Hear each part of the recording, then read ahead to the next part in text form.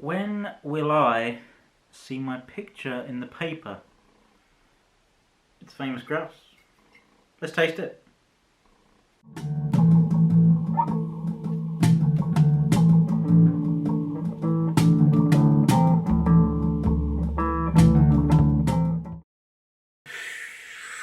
Hi everyone, welcome to The Last Drop. I am Chris.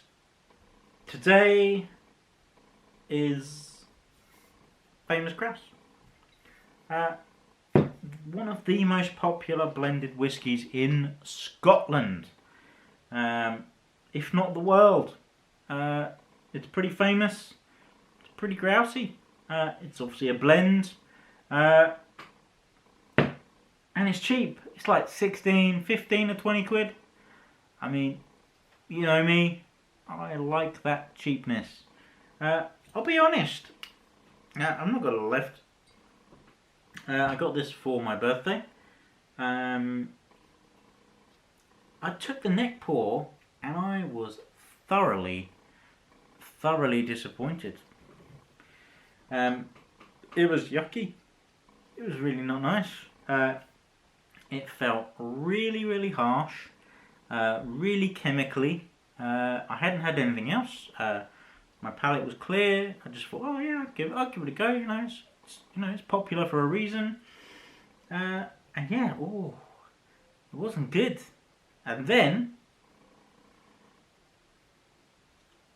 obviously, I'd opened it, I let it breathe, and I didn't like it. So it'd been like 2, 3 weeks, 4 weeks, a month before I tried it again. I thought, oh, I'll have it after I've had some, a nicer whiskey. And yeah, it's turned out all right.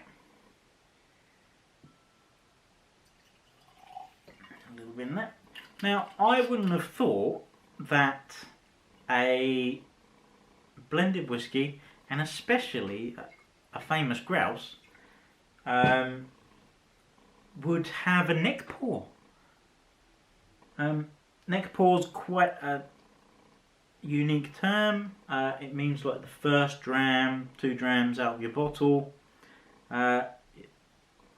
Usually a whiskey needs sort of to breathe, the air needs to get to it, and that air, that oxidization helps improve and not improve, but evolve the flavour in the bottle. Never would have thought famous grouse would need a neck pour, I would have thought, pour it out, same flavour profile between the top and the bottom. Would have thought that. Don't know why I would have thought that, but that's what I did. Probably everybody else does as well, but not the case. So, with that, let's get nosing, shall we? So it's a very light and quite clean nose.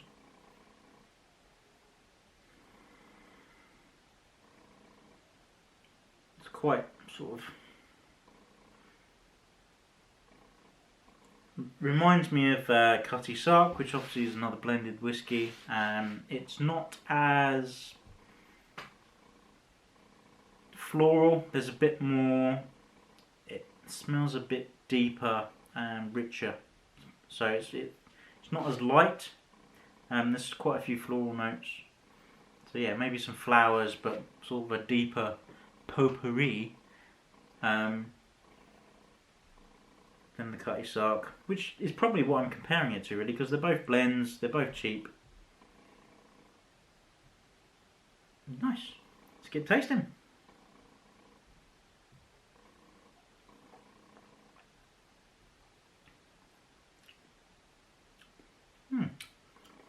So yeah, it's pretty balanced, to be honest. It's quite a creamy texture to it, so the back end, so the finish is quite sweet, quite malty. Yeah, it seems to be quite creamy.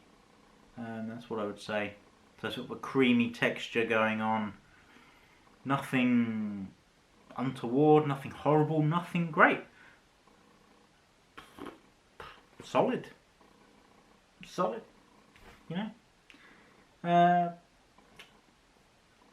Yeah, there's not much you can say about it. I mean, it's not overly complex, it's a cheap blend. But 15, 20 quid. Get rid of that neck pour, and mate, that ain't bad. I mean, if you're going for a whiskey sesh, you know, as you do, maybe after your first 2 or 3 higher priced, supposedly better whiskies, supposedly, yeah, pour yourself a little famous Grouse. It's really good. Can't argue with that. As always, I have some tasting notes from elsewhere. They're not overly complex because it's not overly complex whiskey. Yeah, famous Grouse, 40%. Nose, crisp, light nose, toffee apple, dried flowers, biscuity barley. It's crisp and light, not crisp and dry because that would be cooking oil. Yeah, I'm probably getting a bit of toffee apple actually. Yes. Dried flowers, yes, I think I said that earlier, so there's a floral note to it, which is really nice. Biscuity barley. Yeah, I think that light, crisp barley note really, very similar to the Cutty Sark, but a bit richer. Taste, balanced biscuits. Core of creamy malt. Doesn't that sound lovely? It sounds lovely. Hint of spice and a wisp of smoke. You know how I like a wisp. Wisp. Yeah, come on. I mean, I'd argue that these blends are summer whiskies. These cheap blends are summer whiskies. It's the summer, it's hot, as you can tell by my red face. But these are not complex. I don't think, summer you're not looking for anything. You're inside. Well, you're not outside. Well, you're inside or outside. Yeah, you just want something nice to sip on. Something that's not gonna overly dehydrate you.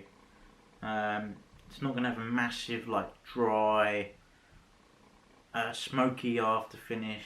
After smoky finish, unless if you're next to a barbecue, you have like 1 or 2 Lafroigs or Arbegs, Lagavulins, all those Islays. Yeah, nice finish, sweet and malty. Yeah, sweet and malty. I'm not going to argue with that. Definitely sweet. I would suggest it just stays in your cupboard. I mean, it's cheap enough to stay in there, isn't it?